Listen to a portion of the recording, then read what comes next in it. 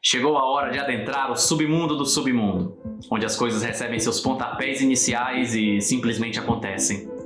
Chegou a hora de elaborar as ideias mais loucas possíveis, explorar nosso potencial ao máximo, criar e devorar deuses, entortar e subverter a realidade, fazer nossos inimigos tremerem e nossos amigos ficarem com os corações palpitando de excitação.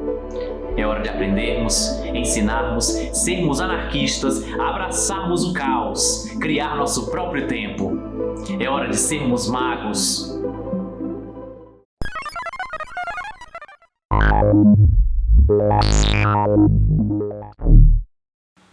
Salve!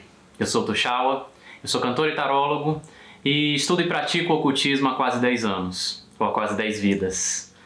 E desde muito criança eu sou profundamente interessado em tudo que envolve a compreensão e a exploração deste misterioso e assombroso fenômeno chamado consciência. Nos últimos anos eu ardi tão intensamente nessa busca de si mesmo que eu acabei descobrindo muitas ferramentas na psicologia, na arte, no próprio ocultismo, que me possibilitaram adentrar e me movimentar neste território do inconsciente. E aí nesse processo eu acabei descobrindo o que funcionava melhor para mim, o que era descartável, e descobri também uma pista ou duas sobre a resposta da pergunta mais infernal que lateja no coração dos homens.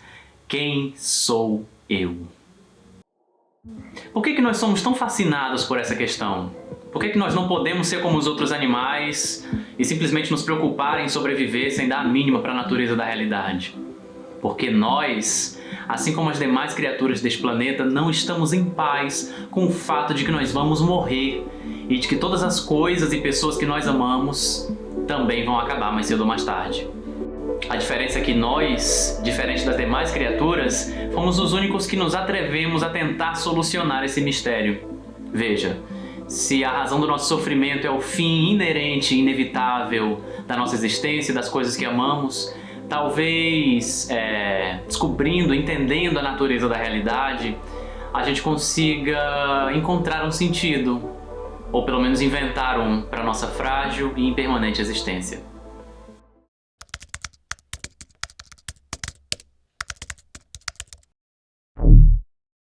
A humanidade, desde a gênese da sua existência enquanto espécie, tem inventado recursos para lidar com o mistério da existência e da finitude. Desde as nossas primeiras manifestações de linguagem, pintando nas cavernas ou criando nossos primeiros ritos com máscaras, a humanidade tem essa necessidade de buscar ferramentas psíquicas para lidar com a consciência e com a realidade percebida pelos próprios sentidos. A partir dessa forma de arte rudimentar, conforme a gente foi organizando a nossa vida em comunidades, a gente foi transformando esse xamanismo primitivo em religiões. Isso é, a gente passou a reconhecer os nossos deuses e a nos organizar a partir de crenças em comum. Conforme o tempo foi passando, em nossa caminhada supostamente evolutiva, nossas sociedades foram ficando mais complexas e a cultura passou a assumir uma função de controle social. Ou seja, além de ser a nossa tecnologia para elaborarmos e compreendermos a realidade, a cultura passou a assumir uma função institucional. A língua, os ritos, as crenças passaram a sustentar instituições de poder. Nós inventamos o Estado e a religião, e a arte estava necessariamente emaranhada no saber religioso. Já há poucos séculos atrás, com a passagem da Idade Média para a Idade Moderna, Renascimento e a coisa toda, nós inventamos a ciência. E passamos a desgrudar a arte, os saberes e o próprio estado do pensamento religioso. Embora é bastante questionável se a gente realmente conseguiu concluir esse processo, visto que essa não é a realidade na maior parte do mundo. Mas bem, temos um outro paradigma aí, né? O pensamento científico. A ciência nos deu a física, a química, a biologia, para entender o mundo ao nosso redor, assim como nos deu a filosofia, a psicologia, a neurociência, para entender essa coisa que nós chamamos de eu, né? Esse fenômeno consciência. Porém, a compreensão da consciência ainda desafia muito o método científico, que tenta analisar por um método objetivo um fenômeno que é completamente subjetivo. A subjetividade é a fronteira da ciência. Toda honra e toda glória ao método científico, mas no reino da subjetividade, a lógica do positivismo não penetra. É como tentar segurar o ar com a mão. É por tentar resolver a nossa subjetividade de maneira objetiva que nós nos entupimos de remédio e continuamos enfermos. Por outro lado, por mais longe que a religião tenha ido na compreensão dos fenômenos da consciência, a linguagem do dogma ainda é muito autoritária e inflexível. A religião simplesmente não dá espaço para nenhum questionamento, não dá autonomia para criar novas perspectivas pessoais, diferente daquelas crenças que já foram impostas como verdade universal. Tudo isso sem falar no problema irremediável do moralismo, um mecanismo de controle ultrapassado que já não dialoga mais com o espírito do nosso tempo e que empesteia todas elas. Mas, para além da ciência e da religião, existe um outro paradigma que pode nos levar ainda mais longe nessa questão: a arte.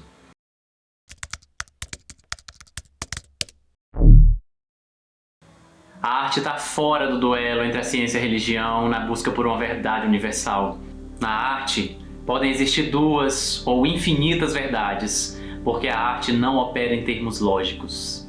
Só na arte nós podemos adentrar o território do inconsciente, tateando a realidade como ela realmente é, subjetiva, maleável e absurdamente relativa. Na arte, nada é real e tudo pode ser. Foi com essa percepção que eu entendi que arte e ocultismo são praticamente a mesma coisa.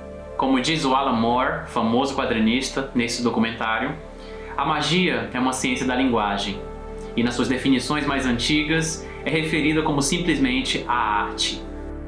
A arte, assim como a magia, é a ciência de manipular símbolos, palavras ou imagens para operar mudanças de consciência.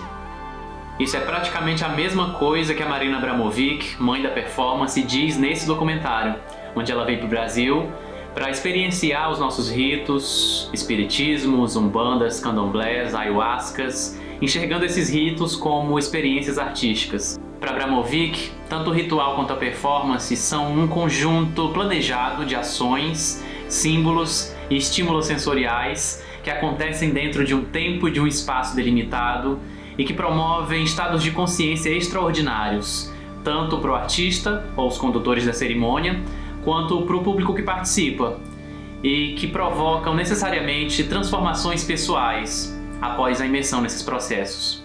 São esses estados de consciência que a arte e a magia promovem, que vão nos possibilitar realmente compreender e explorar a natureza humana. É com essa chave nas mãos que nós podemos entender para que serve a arte e podemos nos apropriar das ferramentas do ocultismo para nos tornarmos xamãs em nossa própria psique. Livres de todo dogmatismo, de todo moralismo religioso, do absolutismo científico, da institucionalização do autoconhecimento, a arte é minha única aposta de salvação para esse mundo pós-moderno. E mais, com autonomia suficiente para fazermos isso sozinhos, sem a necessidade de nenhum intercessor externo à sua própria consciência. E veja bem, eu não quero aqui negar o que um médico, um terapeuta ou um mestre religioso podem fazer por você. A ideia é complementar, preencher uma lacuna deixada pelas outras abordagens.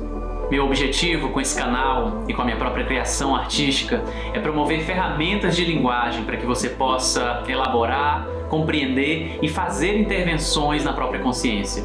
Aqui nós vamos falar de oráculos, de meditação, de sonhos, de criação artística, de improviso, de sexo, de psicotrópicos e até de alimentação.